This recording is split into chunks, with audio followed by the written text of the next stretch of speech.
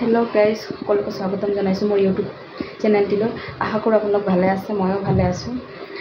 ভিডিওটো আজি বেলেগ একো নহয় 8 এপ্ৰিলৰ কথা ক'বলৈ ওলাইছো 8 এপ্ৰিল দিনটো সঁচাকৈ আমাৰ কাৰণে এক মৰ্মান্তিক দিন আছিল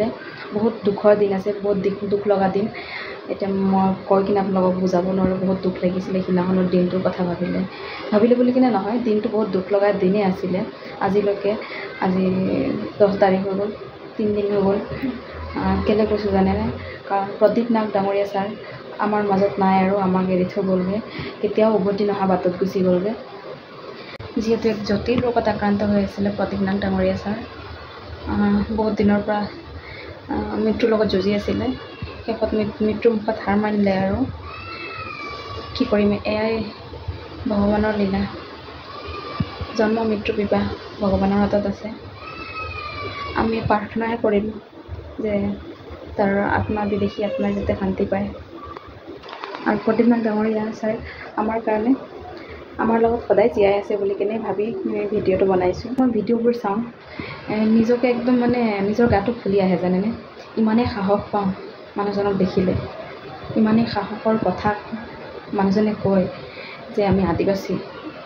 আদিবাসী হৈ কিনে মাত মতা মানুহ এজন কোনোবা আছে ইমানেই সাহস পাইছিলোঁ মানুহজনৰ ভিডিঅ' দেখি মই ওচৰৰ পৰা কেতিয়াও লগ পোৱা নাই কিন্তু মানুহজনক মানে ভিডিঅ' চাই ইমান সাহস পাওঁ আৰু ওচৰত পালে কি হ'ব নাজানো কি হ'লেহেঁতেন শ্বহীদ হ'ল বুলি কিনে ক'ব বিচাৰোঁ কেলে কৈছোঁ আমাৰ আদিবাসী জাতিটোৰ কাৰণে কিমান যুঁজিলে এই যুঁজোতে নিজৰ কাৰণে নিজৰ মানে স্বাস্থ্যৰ কথা ভবা নাছিলে কেতিয়াও স্বাস্থ্যৰ যত্ন ল'ব পৰা নাছিলে কিয়নো ৰাতি দিন একাকাৰ কৰি মানুহজনে আমাৰ কাৰণে যুঁজি আছিলে আদিবাসীৰ কাৰণে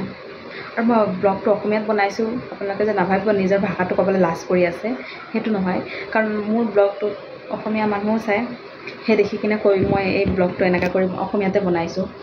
যিহেতু আমাৰ আদিবাসীও অসমীয়া বুজি পায় মই আমাৰ নিজৰ ভাষাটোক মই হেৰি কৰা নাই ইগন'ৰ কৰা নাই বা বেয়া নাপাওঁ মই খুব ভাল পাওঁ মই আদিবাসীত জন্ম হৈছোঁ সেইকাৰণে মই বহুত গৌৰৱান্বিত কৰোঁ যে মই এজনী আদিবাসী ছোৱালী অসমৰ হয় যেতিয়া অসমীয়া ক'বই লাগিব অসমীয়া মাতৃভাষা ক'বই লাগিব এতিয়া আমি স্কুলত যাওঁ স্কুলততো আমি আদিবাসীত কথা নাপাতোঁ নে অসমীয়াতে পাতোঁ সেই দেখি অসমীয়াতে কৈছোঁ যে আপোনালোকে সেইটোকে হেৰি কৰি নাথাকিব যে অসমীয়াত ক'ব লাগে নেকি বুলি কিনে কিন্তু মই অসমীয়াত কৈ আছোঁ সেইটো অসমীয়া মানুহ চাই আৰু কিছুমানে বুজিও নাপাব পাৰে বুলি কিনে মই অসমীয়াত কৈছোঁ তো 8 এপ্ৰিল দিনটো এতিয়া জাগৃত দিৱস আদিবাসীৰ জাগৃত দিৱস হিচাপে পালন কৰা হ'ব সিদ্ধান্ত লৈছে এইটো মই পাইছোঁ কাৰণে মই আপোনালোককো ক'বলৈ বিচাৰিছোঁ যিহেতু 8 এপ্ৰিল দিনটো এক বহুত মৰ্মান্তিক দিন আছিলে এতিয়া 8 এপ্ৰিল মৃত্যু বাৰ্ষিকটো আমি জাগৃত দিৱস হিচাপে পালন কৰিম তো আপোনালোককে ইমানখিনি জনাই থ'লোঁ আপোনালোকৰ মন্তব্য দাঙি ধৰিব শেষত এটাই কথা ক'ম জোহাৰ জয় আদিবাসী